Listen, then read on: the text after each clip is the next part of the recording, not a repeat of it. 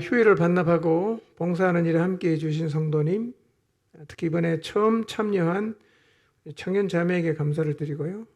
또 쉽지 않은 일인데 필요한 차량을 내주신 성도님들께도 감사를 드립니다. 농어촌 봉사는 어려운 교회 건물을 수리하고 또 페인트 칠을 해주고 간판 달아주고 형광등을 교체해주고 또 전기시설을 정비하고 하는 일들을 하는데요. 어려운 교회들에게 많이 격려가 되고 또 실제적인 도움과 유익이 됩니다. 우리가 가서 섬기는 교회들은 대개 농어촌 또 시골 교회니까요. 돈도 없고 사람도 없습니다. 자력으로는 해낼 수 없는 누군가가 도와줘야 되는 교회들인데 그런 교회에 돕는 일을 우리가 지속하고 있고 또 하나님의 은혜를 주셔서 범위가 점점 확장되고 있는 것은 우리에게 주신 하나님의 축복입니다. 지금도 와서 좀 도와달라는 교회가 10교회가 넘습니다. 신청한 교회가요. 내년에는 더 많은 우리 성도들이 참여해서 기다리고 있는 더 많은 교회들을 섬길 수 있기를 바랍니다.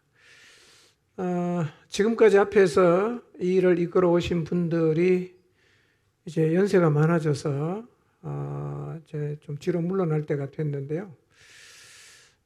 이 일에 은사가 있고 또 이 일을 내가 꼭 사명으로 알고 감당을 하겠다. 이런 분들이 좀 많이 참여를 해서 아름다운 전통으로 자리 잡은 농어촌교회 섬기는 일이 계속 이어지고 주님 오시는 날까지 감당할 수 있기를 바랍니다. 이 일을 할 수 있다는 것, 누군가를 섬길 수 있다는 것은 하나님의 은혜요, 축복입니다. 지난주일 제가 의외로 추석이 지난 그 다음 주였던 지난주가 영적 공격이 있을 수 있다고 말씀을 드렸는데 여러분 지난 한 주 흔들림이 없이 잘 지내셨습니까? 별일이 없었습니까? 예. 신앙생활은 늘 현재형입니다. 그리고 사단의 공격은 단 1초도 쉬지 않습니다. 그래서 어떤 상황에서도 주님과 관계를 누리며 사는 것이 중요합니다. 교회의 가장 큰 저력이 뭘까요? 돈이 많은 걸까요? 사람이 많은 걸까요? 그렇지 않습니다.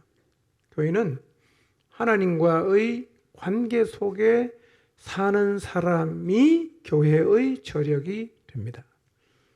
하나님과 상관없이 사는 사람은 수만 명 있어도 별로 의미가 없습니다. 소수여도 하나님과 깊은 관계 속에서 살고 있는 사람이 교회의 저력이고 이런 저력을 가지면 교회의 규모와 상관이 없이 하나님이 주신 사명을 잘 감당할 수 있게 됩니다. 추석 이후 9월과 10월에는 우리 교회가 뭘 하며 가야 될까 하나님께 많이 묻고 또 생각을 많이 했습니다. 근데 기도하면 할수록 하나님이 제게 주신 마음이 뭐냐면 교회의 존재 목적에 충실하라는 마음이었어요. 내가 교회 세운 이유를 알고 있지 않나? 그 목적에 충실해라. 이렇게 말씀하시는 것 같았습니다. 여러분, 교회의 존재 목적은 바뀌지 않습니다. 목적이 바뀌지 않기 때문에 해야 할 일도 결코 바뀔 수가 없습니다. 그래서 성도는 교회의 존재 목적인 영혼을 구원하는 일을 식상해하지 않아야 합니다. 교회가 그 일을 감당하려고 할 때 또 그 일을 하자고 하는가? 이제 그 일은 그만하고 다른 일 좀 하면 안 되는가? 왜 환영받지 못하는 부담스러운 일을 자꾸만 하려고 하는가? 라고 생각해서도 안 되고 말해서도 안 됩니다. 혹시 복음을 전하자고 할 때 여러분의 마음에서 자꾸 그런 생각이 올라온다면 여러분이 믿고 있는 천국과 지옥에 대해서 묵상해 보십시오. 안 믿으면 지옥 가잖아요. 여러분의 가족 포함해서. 여러분의 남편도 마찬가지입니다. 부모도 똑같아요. 지옥 가잖아. 말 안 하면 안 되지 않겠어요? 그리고 인간을 구원하기 위해서 하나님이 하신 일을 생각해 보세요. 그리고 예수 그리스도를 머리로 세우시고 이 땅에 교회를 세운 목적도 다시 한번 묵상해 보시기를 바랍니다. 교회는 그 일을 하라고 하나님이 영원전에 계획하셨고 예수 그리스도를 머리로 하여 세운 곳입니다. 복음 전도가 구색을 맞추기 위해서 1년에 한두 번 끼워 넣는 교회 행사가 되면 안 될 것입니다. 교회는 영혼 구원하는 일을 결코 멈추지 않아야 합니다. 이 사실을 작은 교회인 여러분의 목장에 한번 적용해 보시기를 바랍니다. 목장이 작은 교회인데 우리 목장은 존재 목적을 잘 이루고 있는가를 한번 생각해 보십시오. 그리고 앞으로 모든 목장이 하나님이 세운 목적을 이루는 자리에 서게 되시기를 바랍니다. 교회의 존재 목적이 영혼을 구원하는 것이다는 사실은 우리가 알고 있지만 그럼에도 나가기를 주저하고 나가지 못하는 이유는 아마도 잃어버린 영혼을 구원하는 일이 실제로 부담스러운 일이기 때문일 것입니다. 복음 들고 나가 전해보십시오. 특히 우리 시대는 사람들에게 공감을 얻기가 어렵습니다. 복음을 전하면 대화가 끊어질 수 있습니다. 복음을 전하면 잘 만들어진 관계가 깨질 수도 있어요. 그리고 사람들에게 편협적인 사람, 치우친 사람, 말이 안 통하는 사람 취급받을 수 있습니다. 그래서 전도를 가능하면 하나님 나라 말하는 것을 가능하면 회피하는 겁니다. 이런 이유로 우리 시대 많은 성도들의 삶에서 전도가 복음을 전하는 일이 사라졌습니다. 그러나 구원받은 성도라면 예수님처럼 누구를 만나든 실제하고 있는, 실존하고 있는 하나님의 나라를 말해야 합니다. 그래서 9월과 10월에 우리가 이 일에 집중하려고 합니다. 멸망으로 가는 영혼을 구원하는 이 교회의 사명을 생각할 때마다 따라서 생각되어지는 게 있어요. 그게 뭐냐면 교회가 어떠해야 하는가 하는 것입니다. 어떤 교회가 되어야 하는가? 여러분, 멸망으로 가는 영혼을 구원하는 교회가 되려면 말로 하는 복음 전파가 전부이면 안 돼요. 그걸로는 우리 시대는 먹히지 않습니다. 말로 해야죠. 말로밖에 할 수가 없어요. 그러나 교회는 말을 안 해도 뭔가가 보여야 되고 느껴져야 됩니다. 교회에 와보면 하나님 살아계신다. 하나님은 지금도 우리 안에 역사하고 계시는구나. 이거를 교회가 보여줄 수 있어야 돼요. 때로는 기적도 일어나고 사람이 변화되고 하나님이 우리 가운데 살아 역사하시는 것들을 볼 수 있고 들을 수 있고 느낄 수 있어야 됩니다.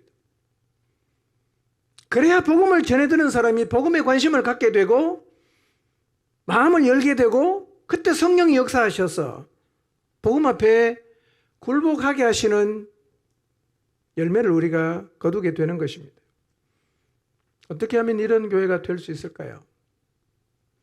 기본적으로 모든 성도들이 영적으로 깨어 있어야 되고 성령 충만한 삶을 살고 있어야 되는데 이 성령 충만한 이라는 단어가 기독교 용어가 되면 안 돼요. 실제 우리의 삶을 표현할 때 성령 충만이라는 표현을 쓸 수가 있어야 돼요.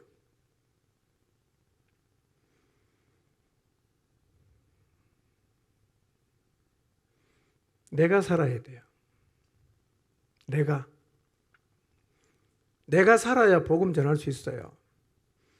그리고 우리가 살아날 때 영혼을 구원하는 교회로 자리매김하게 되는 것입니다. 여러분 잘 생각해 보십시오. 전도는 개인이 하는 것처럼 보이죠? 그러나 전도는 개인이 하는 게 아닙니다. 전도는 교회가 하는 겁니다. 그래서 내가 영적으로 죽어 있고 교회가 영적으로 죽어 있으면 전도 안 됩니다, 여러분. 개인이 가서 내용을 전해주는 게 전도인 것처럼 보일지 몰라도 사실은 복음 전도, 영혼 구원하는 일은 교회의 사명이지 교회와 상관이 없는 개인의 사명은 아니에요. 교회가 하는 겁니다. 교회가. 그렇게 하려고 하면 교회의 지체인 내가 살아야 되고 교회가 살아 있어야 됩니다. 생명력이 나타나야 됩니다. 그래야 영혼을 구원하는 교회로 서게 되는 것입니다. 영혼 구원에 초점을 맞추고 나가면서도 사실은 제 마음에 기도할 때마다 부담이 되는 게 있었어요. 10월이 제일 중요할 텐데 제가 10월에 2주를 교회를 비워야 돼요. 성지순례 간다고 한 주 비우고 인도신학교 사회 가고 졸업식 제가 참여를 해야 되기 때문에 4주 중에 2주를 비워야 되거든요. 고민이 됐어요. 그러나 저와 우리 모두가 성령 충만의 자리에 선다면 교회의 머리가 되시는 예수님께서 이번 가을에도 영혼 구원의 소중한 열매를 맺게 하실 것입니다. 여러분, 누구에게 나갈지를 결정하셨습니까?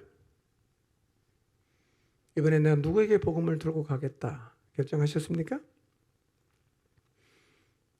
여러분의 마음속에 저 영혼에게 가서 꼭 복음을 전해야지 하나님이 마음을 주신 사람이 있습니까? 우리가 다가갈 사람이 누구이든 이 자리에서도 우리가 다가갔을 때 그들이 보일 반응을 어느 정도는 예상할 수가 있어요. 가면 복음을 얘기하면 그 사람이 보일 반응 대충 예상이 되시죠? 예, 될 거예요. 물론 마음의 준비가 되어 정말 우리도 놀랄 정도로 복음 앞에 반응을 보이는 사람도 있겠지만 많은 경우는 복음 전하면 듣는 것 자체를 힘들어합니다. 아주 짜증스럽고 퉁명스럽게 반응합니다. 어떤 경우에는 아주 단호하게 이런 얘기하려면 나한테 오지 마 라고 얘기도 할 것입니다. 그러나 그럼에도 불구하고 생명을 살리는 복음 전하는 일을 포기할 수 없다는 것을 우리가 알고 있기 때문에 나가긴 하겠지만 나가는 우리의 발걸음이 매우 무거울 수가 있어요. 그리고 우리의 마음속에 기대감이 없어요. 가봐도 뭐 똑같을 거야. 그러나 한번 가보긴 하자. 안 되면 어쩔 수 없고. 마지못해 가는 우리의 걸음일 수도 있습니다. 여러분, 우리가 복음을 전할 때 혹은 복음을 전하는 과정에서 생겨나는 다양한 반응과 문제들, 어떤 시각으로 바라보아야 할까요? 내가 복음을 전하기로 계속 기도하고 있는데 갑자기 그 사람의 삶에서 어떤 문제가 생기고 관계가 이상해지고 이런 문제들이 많이 생겨날 수 있는데, 이런 문제가 생겼을 때 우리는 이런 문제를 어떤 시각으로 바라보고 어떻게 대처를 해야 할 것인가? 오늘은 여기에 대해서 말씀을 좀 상고하려고 합니다. 자, 설교 제목 한번 읽어보겠습니다. 시작.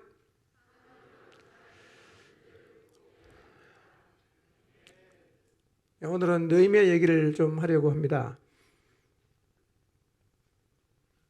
느헤미야서는 하나님의 사람 느헤미야가 무너진 예루살렘 성벽을 재건하는 역사를 기록한 책입니다. 느헤미야서가 기록될 때는 아닥사스다 왕 즉위 20년이 되는 주전 445년입니다.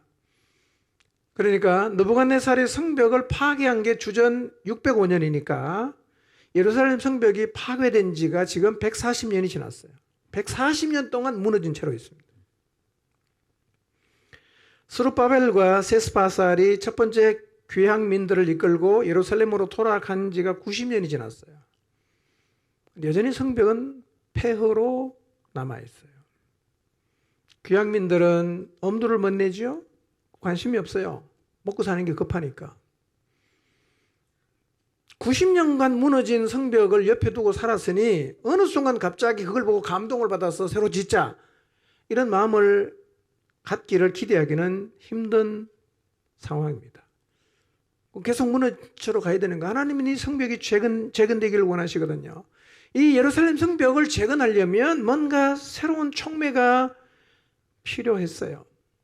그런데 하나님은 이 예루살렘 성벽 재건에 한 사람이 꽂히게 하셨어요. 그 사람이 누구냐면 느헤미야입니다. 그런데 느헤미야가 살고 있는 수선은 예루살렘에서 1500km가 떨어져 있어요. 아주 멀리 떨어져 있죠. 그런데 신기하게도 하나님은 이 느헤미야를 통해서 90년째 무너진 채로, 아니 140년 동안 무너진 채로 폐허가 되어 있는 예루살렘 성벽 재건의 역사를 이루셨는데 놀라운 사실이 있어요. 그건요, 느헤미야가 한 번도 예루살렘을 방문한 적이 없다는 거예요. 한 번도 무너진 성을 목격한 적도 없어요. 느헤미야는 포로의 후손이거든요. 거기서 태어났어요. 한 번도 못 가봤어요.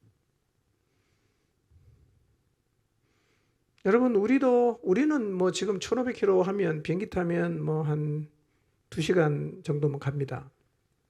그러나 고대 사회는 다 걸어가든지 말 타고 가야 되니까요. 그리고 무슨 도로가 있는 것도 아니고요. 나라를 잘못 가다가 뭐 죽을 수도 있어요. 그런데 느헤미야가 신기하게도 예루살렘에서 1500km 떨어진 곳에서 한 번도 가본 적이 없는 그 예루살렘 성벽의 재건을 자기가 해야 되는 사명으로 받아들여요. 놀라운 일이에요. 자, 먼저 느헤미야가 그 성벽 재건을 자기가 해야 되는 하나님이 자기에게 주신 사명으로 받아들이는 과정을 먼저 살펴보도록 하겠습니다. 느헤미야 1장 2절에서 4절 말씀 한번 읽어볼까요? 시작. 하나니가 두 사람과 함께 유다에서 내게 이르렀기로 내가 그 사로잡힘을 면하고 남아있는 유다와 예루살렘 사람들의 형편을 물은즉 그들이 내게 이르되 남아있는 자들이 능력을 받으며 예루살렘 성은 허물어지고 성문들은 불탔다 하는지라. 내가 이 말을 듣고 앉아서 울고 수일 동안 슬퍼하며 하늘의 하나님 앞에 금식하며 기도하여. 2절을 보시면 이렇게 말하죠. 내 형제들 가운데 하나인 하나니가 두어 사람과 함께 어디에서 이르렀어요? 유다에서 온 사람이에요. 예루살렘에서 온 사람이에요. 근데 느헤미야는 아직 이 페르시아 땅에 사로잡혀 오지 않고 그 땅에 남아있는 사람들이 어떻게 살고 있는가를 물어요. 거기서 왔으니까. 그들이 대답합니다. 사로잡혀 오지 않고 그 지방에 남은 사람들은 거기서 큰 환난을 당하고 능욕을 받고 예루살렘 성은 다 허물어지고 성문들은 불탄 채로 140년 동안 있다고 이야기를 했어요. 근데 이 말을 듣고 느헤미야는 그냥 주저앉아서 울어요. 그리고 슬픔에 잠긴 채로 며칠 동안 금식하면서 하늘의 하나님께 기도를 드립니다. 그런데 여러분 생각해 보세요. 자기가 한 번도 예루살렘에 가본 적이 없어요. 무너진 성을 본 적도 없는데 왜 느헤미야가 그 얘기를 듣고 수일 동안 슬퍼하며 하나님 앞에 금식하며 기도했을까요? 이해가 되십니까? 이런 느헤미야의 반응이? 이해가 안 되는 거예요. 뭐 거기 살고 있던 자기 집이 무너진 것도 아니고 무슨 거기 있던 자기 친척의 집에 문제가 생긴 것도 아니고 그냥 예루살렘 성이 무너졌다는 얘기를 듣고 그렇게 슬퍼하는 거예요. 잠깐 슬퍼한 게 아니라 수일 동안 슬퍼합니다. 금식하고 기도해요. 여러분 생각해 보세요. 포로민의 후예니까 예루살렘은 우리 조상들이 살던 도성이다. 뭐 그 정도 이상의 의미가 없을 수 있지 않겠어요? 지금 느헤미야는 왕의 총애를 한 몸에 받고 있습니다. 부귀영화를 가지고 있고요. 페르시아 제국의 상류층 사람과 견주어 봐도 전혀 부러울 것이 없는 최고의 삶을 지금 살아가고 있어요. 굳이 가본 적도 없는 그냥 우리 조상의 성이긴 하지만 그 예루살렘 성벽 재건에 느헤미야가 관심을 가질 이유가 사실은 없어요. 그런데 그렇게 울었단 말이에요. 느헤미야는 좀 특별한 사람이었습니다. 그의 마음에는요, 그 민족의 미래를 염려하는 특별한 마음이 있었어요. 90년 동안 첫 번째 포로 귀환한 사람들이 간지가 90년이 돼도 그대로 있는, 도대체 이거 누가 재건할 것인가? 하나님께서 그 민족을 향한 특별한 마음을 갖고 있던 느헤미야에게 그 일을 아마 사명으로 주신 것 같아요. 느헤미야는 예루살렘에 한 번도 안 가봤지만 평소에도 그의 마음에는 예루살렘 도성에 관심이 많아요. 그러다가 형제 하나니의 소식을 들으면서 예루살렘 성이 다 무너지고 성문이 다 불탔다는 소리를 들으면서 너무너무 슬퍼합니다. 그럼 며칠 동안 금식을 하면서 하나님 앞에 기도하는데요. 아마 이때 하나님께서 느헤미야에게 야, 네가 그 일 해. 네가 가. 이렇게 사명을 주신 것 같아요. 이건 이제 추측이 아니고 뒤에 읽어보면 사실이에요. 이 기도하다가 이 기도의 시간에 느헤미야는 예루살렘 성벽 재건을 하나님이 자기에게 하라고 하신 일로 받아들입니다. 사명이 됐어요. 느헤미야가 1장 5절에서 11절에 기도를 하나님 앞에 드려요. 읽지 않겠습니다. 먼저 하나님 앞에 죄를 자복하고 회개의 기도를 드립니다. 하나님, 나와 내 아버지 집이 주님 앞에 크게 악을 행해서 하나님이 모세에게 명령하신 계명과 율례와 규례를 지키지 않았습니다. 죄를 자백합니다. 그리고 이렇게 기도를 해요. 그러나 하나님, 옛적에 너희가 범죄하면 내가 너희를 여러 나라 가운데 흩을 것이고 만일 내게로 돌아와서 내 계명을 지켜 행하면 너희 쫓긴 자가 하늘 끝에 있을지라도 내가 거기서부터 그들을 모아 내 이름을 두려고 택한 곳에 돌아오게 하리라고 하시지 않았습니까? 하나님, 이제 이 약속을 기억해 주십시오 라고 기도하는 거예요. 하나님, 우리에게 하신 이 약속의 말씀을 기억해 주십시오. 그 11절을 한번 보세요. 아주 중요한 말씀이에요. 11절. 그리고 이렇게 기도하죠. 주여 구하오니 귀를 기울이사 종의 기도와 주의 이름을 경외하기를 기뻐하는 종들의 기도를 들으시고 오늘 종이 형통하여 이 사람, 여기서 말하는 이 사람이 누구냐면 아닥사스다 왕이에요. 자기가 왕으로 모시고 있는 아닥사스다 왕. 이 아닥사스다 왕 앞에서 은혜를 입게 해 주십시오 라고 기도를 합니다. 이게 무슨 의미인지는 뒤에 가면 2장에 가면 나오는데요. 결국은 자기가 예루살렘 성벽 재건을 위해서 왕 앞에 나가서 이야기를 할 텐데 그때 하나님이 도와주셔서 왕 앞에 내가 은혜를 입어서 예루살렘 성벽 재건의 일을 시작할 수 있게 해주십시오 라는 기도예요.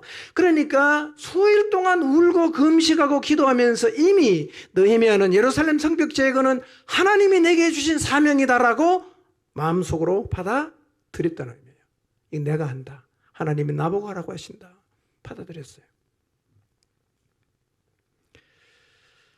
참 놀라운 일이죠. 포로가 귀환해서 90년 동안 그냥 있는 성벽. 근데 한 번도 가본 적이 없는 사람이 1500km 떨어진 수산궁에서 그 성을 자기가 해야 될 하나님이 주신 사명으로 받아들이는 이 일이 너무 놀랍지 않습니까? 하나님 그렇게 하신 거예요. 부귀 영화와 명예를 가진 느헤미야, 페르시아 왕궁에 살고 있어요. 늘 자기 민족을 생각합니다. 한 번도 가본 적은 없지만 그 도성의 소식을 들었을 때 너무 슬퍼 울고 기도하다가 예루살렘 성벽 재건을 자신의 사명으로 받아들였던 것처럼 오늘 우리도 부족한 것이 없고 부유한 시대를 살고 있지만 깊은 어둠에 갇혀 영원한 멸망을 향해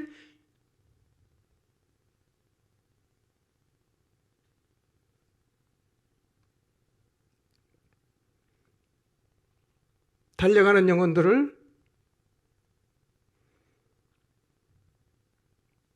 아파하고 하나님의 소원인 영혼 구원을 사명으로 받게 되시기를 바랍니다.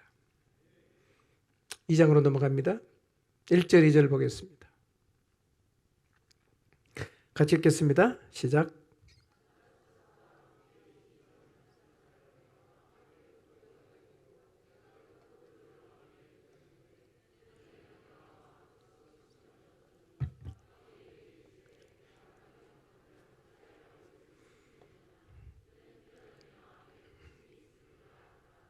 그때 내가 크게 두려워요. 그랬어요. 아닥사스다 왕 제20년 니산월은 하나님으로부터 예루살렘의 소식을 들은 후 4개월이 지났어요. 넉 달 동안 느헤미야는 계속 기도를 하고 있었겠죠. 그런데 니산월 그 어느 날 술 맡은 관원이니까 왕에게 포도주를 드렸어요. 그런데 왕이 느헤미야의 안색이 평소와 달리 좋지 않은 것을 보았습니다. 이렇게 말합니다. 내가 병이 없거늘 어찌 안색이 좋지 않느냐? 내 마음에 근심되는 일이 있느냐? 라고 물어요. 2절을 보세요. 느헤미야가 어떻게 느낍니까? 크게 두려워했어요. 왜 두려워했을까요? 여러분, 술 맡은 관원은요, 고대 왕들은 이 독살의 위험에 늘 노출되어 있고요. 실제로 독살되고 죽는 사람이 많았어요. 그러니까 왕은 자기가 마시는 술이나 음료를 독이 들었는지 그렇지 않은지를 확인하는 사람이 필요한데 그 사람이 믿을 만한 사람이겠어요? 믿을 수 없는 사람이겠어요? 굉장히 신뢰하는 사람이에요. 왕의 말동무도 되고 정말 신뢰하는 사람이 술 맡은 관원입니다. 굉장한 신임을 얻고 있죠. 왕하고 이렇게 가까운 거리에 있으니까 결국은 권력도 있겠죠. 그런데 생각해 보세요. 이 왕 앞에 늘 술을 따르고 왕이 독살되지 않도록 보호해야 되는 사람이 어느 날 갑자기 인상이 이상하고 막 긴장하고 있으면 어떤 느낌이 들까요? 저놈이 나를 죽이려고 하나 이런 생각이 들지 않겠어요? 그러다 보니까 왕궁에서는요, 왕 앞에서 찡그리고 있으면 다 죽여버립니다. 처형당하는 거예요. 그러니 왕 앞에 술을 따르는 이 술 맡은 관원이 느헤미야가 안색이 안 좋으니까 왕이 그 얘기를 하니까 느헤미야가 굉장히 두려워하죠. 자, 2장 3절을 보겠습니다. 읽읍시다. 시작. 왕께 대답하되 왕은 만세수를 하옵소서. 내 조상들의 묘실이 있는 성읍이 이제까지 황폐하고 성문이 불탔사오니 내가 어찌 얼굴에 수심이 없사오리까 하니. 느헤미야가 크게 두려워하면서 지금 자기의 안색이 좋지 않은 이유를 설명하죠.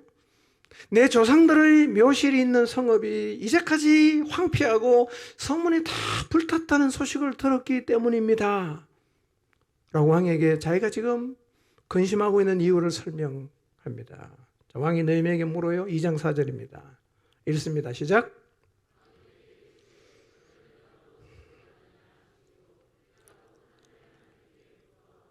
예, 죽을 줄 알았는데 왕이 뭐라고 말합니까? 그럼 네가 뭘 원하느냐? 그렇게 슬프고 힘들면 내가 나한테 뭘 해주면 좋겠냐? 이렇게 물었어요. 느헤미야가 잠시 하나님 앞에 기도합니다. 지하실로 가서 막 2시간 기도한 건 아니고요. 잠깐 기도합니다. 아마 이것은 지난 4개월 동안 하나님으로부터 받은 사명을 내가 어떻게 이루어갈까? 그 뒤에 읽어보면 이 느헤미야가 고민을 많이 하고 어느 정도 딱 정리된 게 있어요. 이거 요청해야겠다. 정리된 게 있거든요. 잠깐 묵도합니다. 왕에게 대답합니다. 5절입니다. 시작. 왕에게 아뢰되 왕이 만일 좋게 여기시고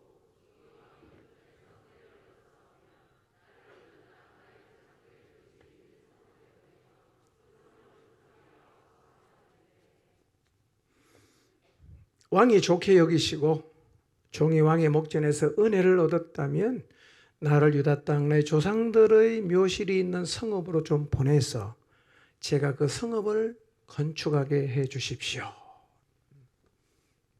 그러니까 이미 느헤미야의 마음에는 어떤 마음이 정해져 있어요. 성벽재건 내가 한다. 이거 내 사명이야. 정해졌다는 얘기죠.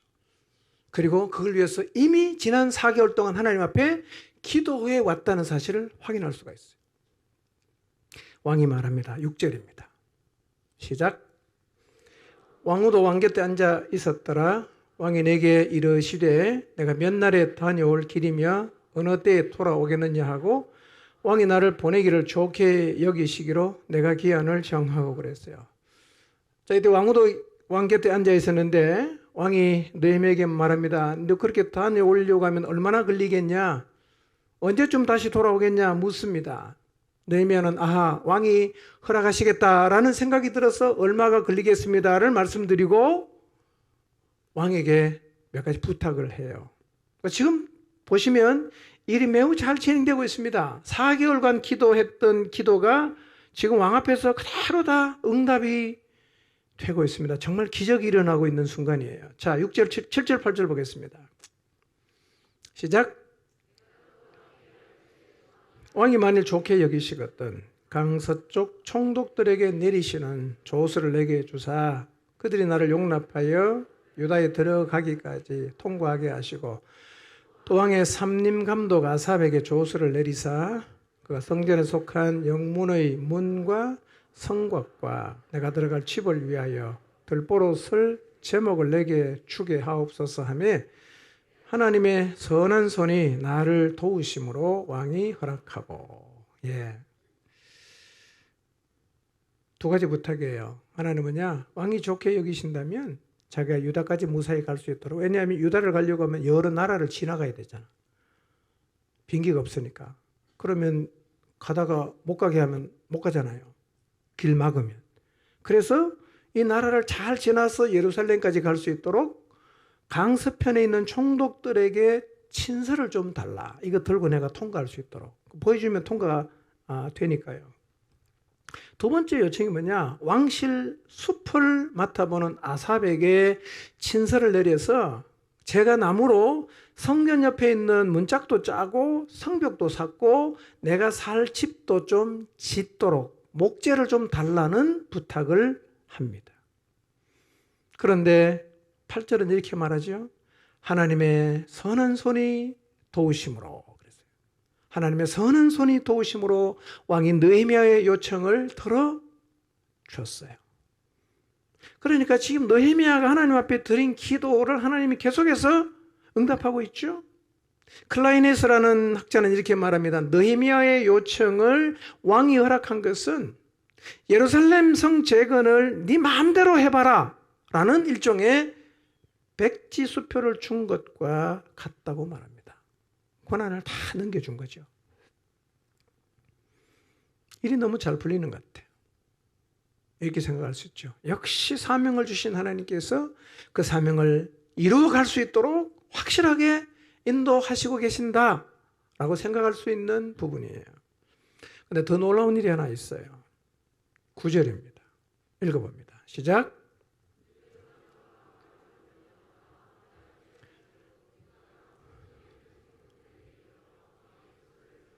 네, 이거는 느헤미야가 요청한 게 아니에요. 왕이 생각해 보니까 잘못 가다가 죽을 수도 있잖아. 강도 만나 죽을 수도 있잖아. 그러니까 왕이 군대 장관과 마병까지 붙여주는 거예요. 얘네들이 너를 보호해서 네가 네 조상의 땅 예루살렘으로 아마 인도해 주게 될 거다. 그러면서 보내줬어요. 그래서 9절 말씀 보십시오. 느헤미야는 혼자 가는 게 아니라 군대 장관과 마병과 함께 가요. 그리고 나라를 지나갈 때마다 왕이 준 친서를 보여주고, 그래서 결국 자 10절을 봅시다. 10절 시작. 호론 사람 산발락과 종이었던 암몬 사람 도비야가 이스라엘 자손을 흥왕하게 하려는 사람이 왔다 함을 듣고 심히 근심하니라. 그러니까 이 왕이 느헤미야를 도와주는 징표들이 계속 지금 나타나고 있는데요. 그리고 이제 느헤미야가 언제 출발했는지는 기록이 안 나와 있지만 아마 출발한 것 같아요. 가서 강 서쪽 총독이 길 막으면 친서를 보여주고 결국 예루살렘에 도착했어요. 10절에.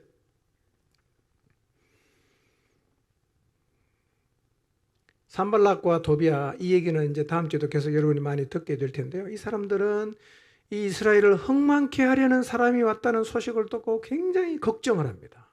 큰일 났다. 저기 다시 재건되면 우리가 이제 큰일 났다. 뭐 이렇게 이제 근심을 하는데요. 이 산발락과 도비야가 근심을 했다는 것은 이들이 느헤미야가 성벽을 재건할 때 어떤 역할을 할지가 어느 정도 짐작이 되는 대목이에요. 그 짐작대로 다음 주에 보면 그렇게 합니다.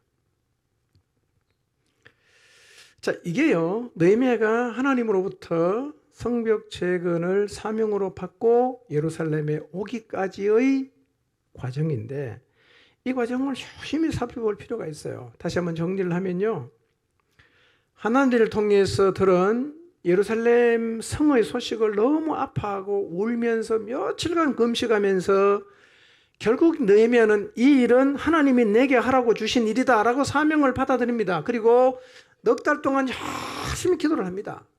그리고 넉 달 만에 왕 앞에 포도주를 들이다가 일들이 그냥 일사천리로 진행이 되었어요. 정말 극적으로 문제가 다 해결됐어요.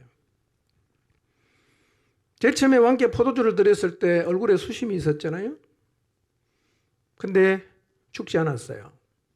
그리고 도리어 왕이 왜 너 얼굴이 그렇게 어두우냐라고 물어보므로 자기가 지금 얼굴에 수심이 있는 이유를 말할 수 있게 되었고, 도리어 왕으로부터 그러면 내가 너한테 뭘 해주면 좋겠냐라는 질문을 받게 되고, 그리고 자기가 유다 땅에 가서 그 성벽을 재건할 수 있도록 허락해달라는 요청을 했는데 허락을 받았어요.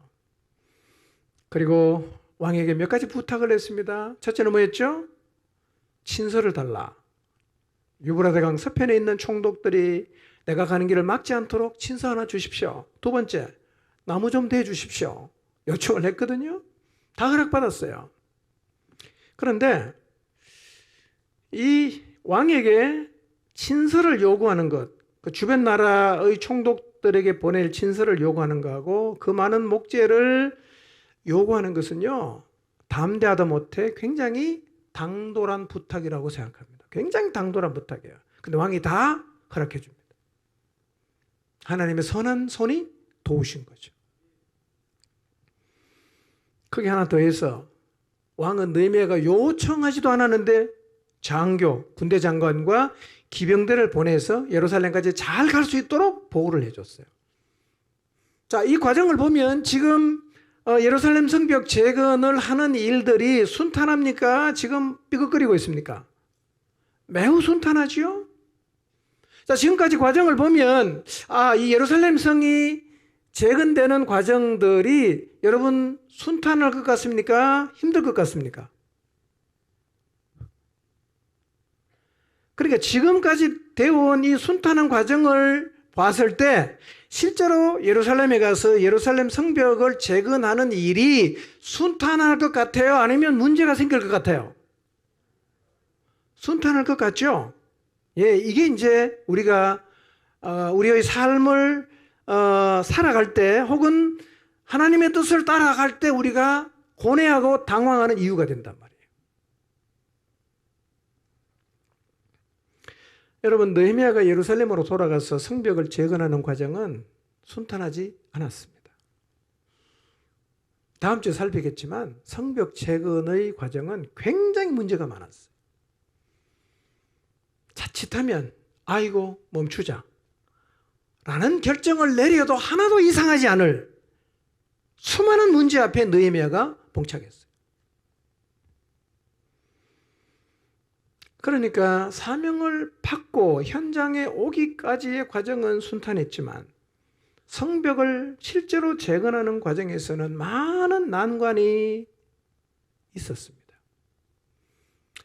그러니까 여기서 우리가 배워야 되는 매우 중요한 교훈이 있어요. 하나님이 주신 사명이라고, 내가 하나님으로부터 기도의 응답을 받았다고 해서 그 일을 이루어가는 과정이 식은 죽을 먹는 것처럼 쉽고 간단하게 이루어지지 않을 수가 있다는 거예요.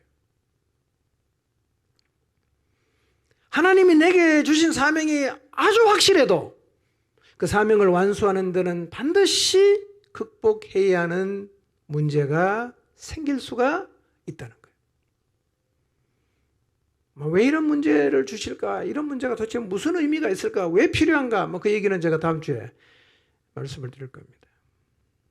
여러분, 하나님이 주신 사명도요, 하나님 앞에 기도하고 정말 뛸 듯이 기뻐할 정도로 확실하게 하나님이 내게 주신 응답을 받아도 그 일을 이루어가는 과정에는 뭐가 있다? 문제가 생길 수 있다는 거예요. 자, 설교 제목 다시 한번 읽어보겠습니다. 시작.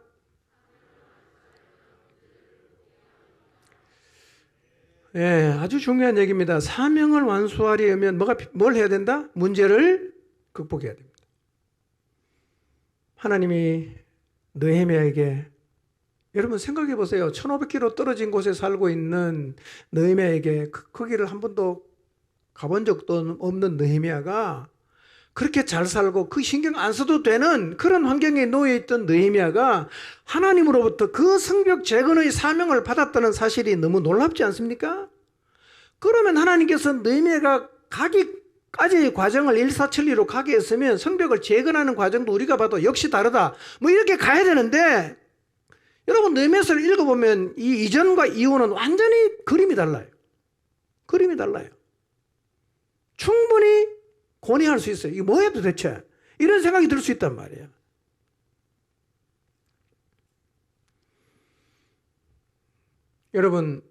여러분이 많은 기도로 준비를 했었어도, 그리고 여러분의 기도에 하나님이 분명한 징표를 주어서 응답을 하셨어도 모든 일이 거침없이 이루어질 것이라고, 혹은 거침없이 이루어져야 한다고 생각하지 마십시오. 그래서 기도실에 하나님 앞에 기도하면서 받은 응답의 확신이 클수록 어쩌면 우리가 더 혼란스러워할 수도 있습니다. 시각을 바꿔야 됩니다. 여러분, 기도의 응답이 있는 길에도 하나님이 내게 하나님 나라를 위해서 헌신하며 달려갈 사명을 주신 길에도 뭐가 있어요? 크고 작은 문제는 있습니다. 생깁니다. 사명의 길에는요, 반드시 사단이 방해합니다. 공격합니다. 되돌아요. 못하게.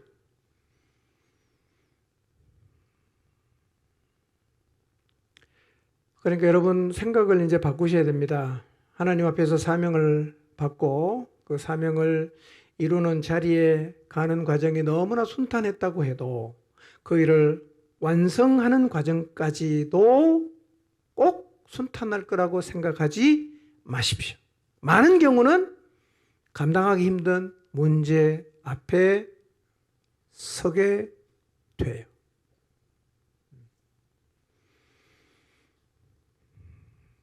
여러분, 어떤 사람의 영혼 구원을 위해서 많이 여러분이 기도하고 하나님이 내 마음에 평안을 주시고 너를 통해 그를 하나님 앞으로 이끌겠다라는 확신을 주셨어도 똑같습니다. 지금 여러분이 나가려고 하는 그 영혼을 향한 걸음이 처음이 아닌 분이 많을 거예요.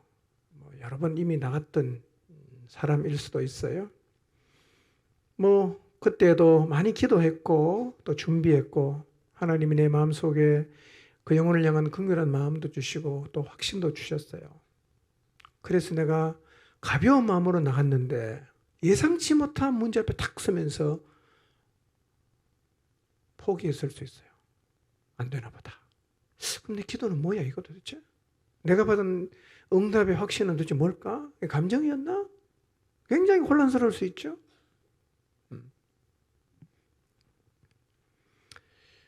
여러분, 기도의 확신을 받았어요. 근데 그 사람 앞에 나가면 이게 문제가 자꾸 생기는 거예요. 그냥 보통 문제가 아니라 그냥 다 그만두고 싶을 정도로 힘겨운 문제일 수도 있어요. 이거 어떻게 해석해야 됩니까?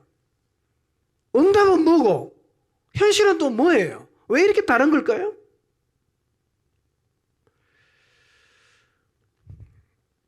여러분, 사명의 길에서 문제를 만나는 것, 확실한 기도의 응답이 있었지만 예상하지 못한 문제가 생기는 것, 절대로 이상한 일이 아닙니다. 절대로 잘못되고 있는 일도 아닙니다. 이건 아주 정상이에요. 아주 정상입니다. 문제는 어떻게 하면 될까요? 극복해야 됩니다. 극복해야 돼요. 설교 제목을 기억하십시오. 근데 우리의 생각이 오기까지의 과정이 순탄했기 때문에 열매를 거두는 과정도 순탄해야 된다고 생각을 하기 때문에 문제가 생기면 어려워지면 우리 스스로가 해석이 안 되니까 당황하는 거예요. 도대체 뭔가 이게? 신앙의 근본적인 문제까지 우리가 회의감에 빠질 수가 있어요. 분명히 응답했는데 왜 이렇게 안 될까? 왜 이렇게 반대가 심할까? 왜 이렇게 어려움이 많을까? 그러니까 하나님께 받은 확신이 클수록 우리의 마음의 요동침도 커지는 거예요. 해석이 안 되니까. 그래서 느헤미야 예를 들면 성벽 짓다가 멈추는 거예요. 안 되겠다. 더 준비해서 오자. 이러고 멈춘단 말이에요. 여러분, 이런 일을 만나면 사실은 우리가 많이 고민을 합니다. 그리고 당혹스러워하죠. 이럴 수도 있어요. 내가 응답받은 게 착각이었구나. 하나님이 준 게 아니었구나. 그래서 멈추고 포기하는 거죠. 이건 우리가 실수한 거죠. 왜 그런 시각이 생깁니까? 문제가 이상하다고 봤기 때문에 그렇습니다. 문제는 당연한 거예요. 원래 오는 거예요. 여러분, 느헤미야가 성벽을 재건하는 과정에 겪었던 문제를 보면 아마 여러분 굉장히 놀랄 거예요. 아니, 어떻게 이런 일이 연이어서 계속 일어날 수 있는가? 라는 생각이 들 거예요. 그러나 예루살렘 성벽은 그런 문제를 극복함으로 재건된 것이지 아무런 문제가 없는데 재건된 건 아니었어요. 우리도 똑같습니다.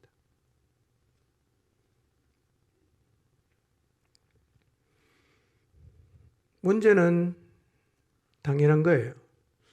여러분, 기도 응답을 받아도 하나님이 여러분에게 마음을 주셔서 내가 누릴 수 있는 거 포기하고 내가 주장할 수 있는 권리 다 내려놓고 내가 그걸 위해 살겠다고 사명으로 받고 나가니까 하나님이 안 해주면 얼마나 우리가 서운하겠어요. 하나님 나 아시잖아. 이만큼 포기하고 갔는데 왜 이러십니까? 하나님 앞에 대들고 싶지 않겠어요? 그렇게 생각을 바꿔야 돼. 문제가 오면 어떻게 생각해야 된다? 당연한 거예요. 그게 원래 오는 거예요. 뭐만 하면 된다? 극복하면 되는 거죠. 근데 문제 자체를 이상하게 보면 해석이 안 된단 말이에요.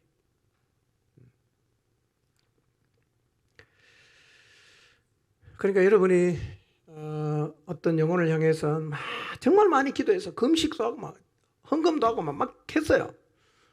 내 마음에 확신이 들어요. 이번에는 가면 아멘 하고 하나님 앞에 탁 무릎을 꿇을 거다. 그렇게 생각했어요. 근데 지난번보다 더 지독해졌어요. 어떤 마음이 들까요? 실망하는 마음이 들지 않겠어요? 그럼 이제는 생각을 바꿔야죠. 그런 문제가 생기면 어떻게 해야 된다? 당연한 거다. 뭘 생각해야 돼요? 어떻게 넘어가지? 어떻게 극복하지? 생각을 바꿔야 돼요.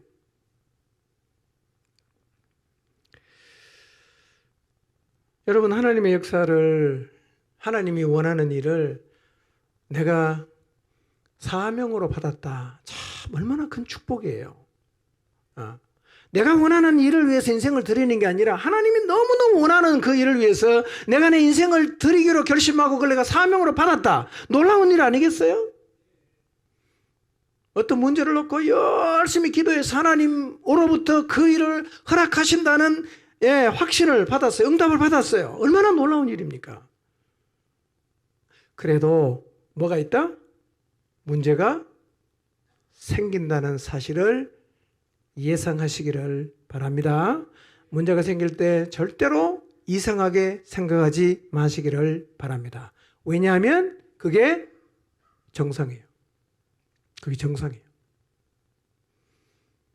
그래서 여러분, 사명은 싸워서 쟁취하는 거지요. 하나님이 줬기 때문에 하나님이 다 알아서 우리는 그냥 무장도 안 하고 걸어가서 그냥 깃발 꽂는 게 절대로 아니라는 사실을 기억하십시오. 가나안 정복 보세요. 그냥 갔습니까?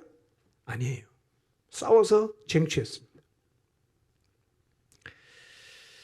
여러분, 그래서 기도하고 응답받고 하나님이 사명을 주신 일 앞에서도 문제가 생길 텐데 그런 문제를 보면 절대로 의심하지 마십시오. 당황하지 마십시오.